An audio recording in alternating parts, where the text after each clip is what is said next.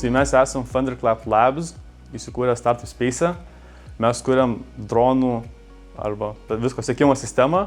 Dabar mūsų tikslas yra pagrindinis ieškoti kitų kompanijų, kurios norėtų su mumis kartu jungtis ir kartu kurti bendrą sistemą, kuri būtų sekimo ir numušimo kaip ir sistema. Dabar mes kuriame grynai vizualinę sistemą. Tokių sistemų dar nelabai yra.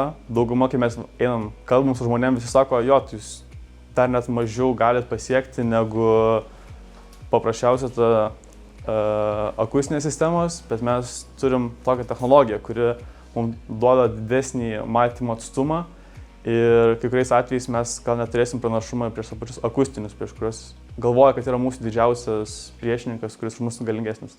Didžiausias iššūkis, tai pavyzdžiui, rūkas, tokiais dalykai, kaip su jais išsispręs problemas, bet per pastarąją savaitę visai normaliai pasistumėjom, pakalbėjom su keletu žmonių, kurie turi patirties dirbant su kameromis, tai jau kaip ir randam sprendimus, dabar beliko pirkti detalės ir testuotis jų praktinėse situacijose.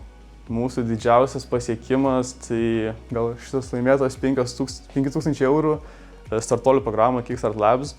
Manau, mums tai davė visai pasitikėjimo ir savimi ir supratom, kad kiti mato potencialą mūsų idėjai ir tikrai mus motyvavo. Komandoje yra 6 žmonės, 4 studentai, 2 ne. Ir jo, turime 2 studentus, kurie computer science studijuoja, turim vieną, kuris automatiką studijuoja ir vienas lazerių technologijas. Mūsų komanda tiki, kad per ateinančius metus prisidėsim prie Lietuvos saugumo.